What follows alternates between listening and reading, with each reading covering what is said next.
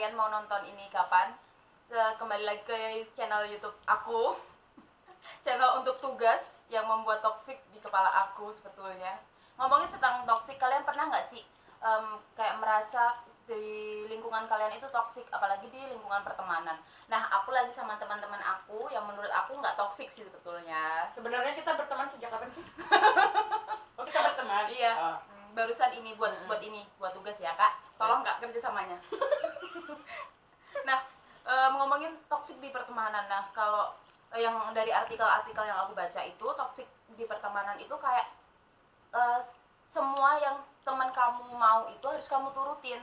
Jadi kayak toksik itu sebetulnya harus dihindari sebetulnya. Tapi kadang-kadang ada beberapa orang yang memilih untuk tetap stay di lingkungan toksik itu gitu. Nah, teman-teman yang ada di sini itu kan ada pepatah nih ngatain banyak teman itu banyak rezeki. Nah, gimana sih sudut pandang kalian kalau yang namanya banyak teman banyak rezeki?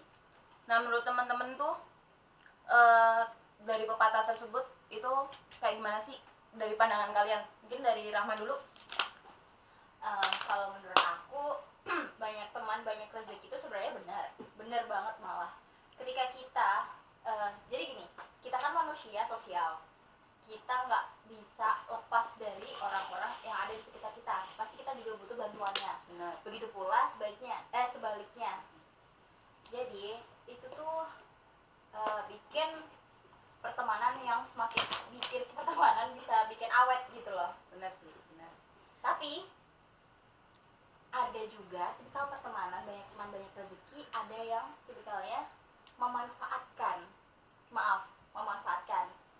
Kenapa memanfaatkan? Karena dalam ini sepengalaman aku dalam berteman, ada nih, aku pernah berteman sama si A. Aku berteman sama si A tuh udah lama banget. Terus aku selalu apa yang aku punya aku kasih, sampai pada akhirnya aku nggak ngasih apa-apa, tapi dia yang datang dan minta sendiri. Kalau menurut aku itu bukan pertemanan yang baik sih, itu lebih ke ini toxic friendship banget. Karena apa? Karena kita berteman, tapi yang dapat feedback aku memberi umpan tapi aku nggak dapat feedback balik. Aku bukan apa-apa, bukan pengen dikasih balik apa yang udah aku kasih, cuma setidaknya temanku itu menghargai apa yang telah aku beri selama ini. Berarti kayak intinya itu dia minta diprioritaskan, sedangkan dia tidak memprioritaskan orang lain. Iya, betul. Terus ya masuk ke yang hanya memanfaatkan. Nah, yang hanya memanfaatkan itu tuh konteksnya mungkin kita masuk ke tempat dia, tapi dia nggak mau masuk ke tempat kita. Ya, gitu, benar. Oke, kalau dari teman-teman yang lain? Nanggepin tanggapannya si Rahmat tadi, dibilang pertemanan ada yang dimanfaatin, berarti cuma salah satu orang aja yang diuntungin, tapi salah satunya dirugiin. Iya. Kalau menurut gue tuh masuk ke batas individunya sendiri sih. Kenapa dikatain toxic friendship? Ya gue tuh kalau misalkan udah ngelewatin batas dari kemampuan orang itu, kayak misalkan minta tolong dong buat anterin gue, satu kali gue ngerasa nggak ada masalah, tapi berkali-kali sambil gue ngerasa gue juga ada kesibukan gue sendiri, kenapa harus gue buat terus tuh? Kalau misalkan lah kok gini sih, lah kok gitu sih, gue kalau misalkan udah masuk ke bagian situ itu udah masuk ke toxic. Jadi setiap kamu butuh temenmu itu, tapi temenmu nggak ada. Sedangkan kalau misalnya waktu temenmu butuh, kamu itu dituntut untuk selalu ada. Nah, gitu. Kalau dari Mbak? Ya, kalau dari perkataan yang banyak teman banyak rezeki itu, kalau menurutku sekarang rada kurang sreg sih. Makanya itu tadi kayak banyak teman banyak rezeki, tapi kalau banyak teman tapi ya katakanlah mungkin nggak kualitas gitu, cuman di situ-situ aja, itu ya kayak percuma gitu. Makanya kadang kayak ada yang punya satu atau enggak dua teman gitu, tapi dia emang berkualitas, ya mungkin saling support gitu ketika melakukan sesuatu apapun, mungkin itu lebih baik sih daripada harus banyak teman tapi isinya bisa mungkin malah lebih banyak toksiknya ya. Berarti kayak cari kualitas bukan kuantitas. Iya. Setuju. Nah terus kan ngomong-ngomong ini kan kayak feedback dari dia untuk kita. Nah ada juga itu toxic friendship itu sebetulnya juga ada yang memunculkan drama. Kayak misalnya dia kayak membuat-buat terus manipulatif kayak gitu, kayak misalnya mungkin Mbak Dian ada ini pengalaman atau apa gitu. Gak pernah sih, gak ada pengalaman juga. Tapi menurut Mbak Dian seperti apa kalau misalnya kayak udah di pertemanan terus memunculkan drama gitu? Misalkan ya, ketika kita tuh udah ngebantu dia nih, udah kita bantu. Nah sedangkan ketika kita butuh dia balik, dia tuh ada aja alasannya atau kayak yang lain-lainnya gitu. Tapi di sisi lain gimana ya, kita juga kayak sulit lepas dari itu. Teman itu, Temen atau lingkungan lah ya, lingkungan itu. lingkungan Intinya perasaan gak enakan itu sih yang bikin makin, aduh bingung bilangnya, bikin makin gak enak. drama kan. Drama. Udah, mungkin yang lain. Menurut Rahmat pernah nggak sih Mat lu berteman terus teman lu kayak memunculkan drama gitu? Kalau menurut saya sih ada sih, tapi itu udah jauh sebelum kuliah, waktu SMA aja sih. Bisa Lebih ke diceritain. agak toksik sih, lebih kayak dia terlalu membanding-bandingkan gitu loh. Padahal kita ibaratnya satu daerah yang sama lah. Lu nggak usah membandingin, mentang-mentang dia agak sedikit ganteng lah, lalu ibaratnya lebih prioritasin dia, baikin dia, sedangkan kita sendiri lu kayak apaan sih? Itu dari segi fisik sih kayaknya. Segi fisik berarti ya. Berarti toksiknya lebih ke Itu. fisik sih. Body shaming. Body shaming sih, body shaming. Body shaming. Tapi Iya. teman-teman yang body shaming itu juga termasuk toksik tau? Iya. Oh iya iya benar kan?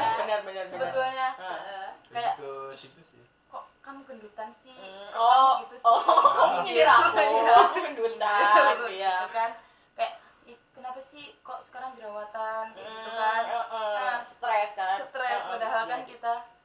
Nah terus ada lagi nih, ternyata toxic friendship ini juga ada juga yang hanya membicarakan dirinya. Jadi kan kadang-kadang kalau kita stres, kita pengen cerita sama orang lain, apalagi teman atau sahabat.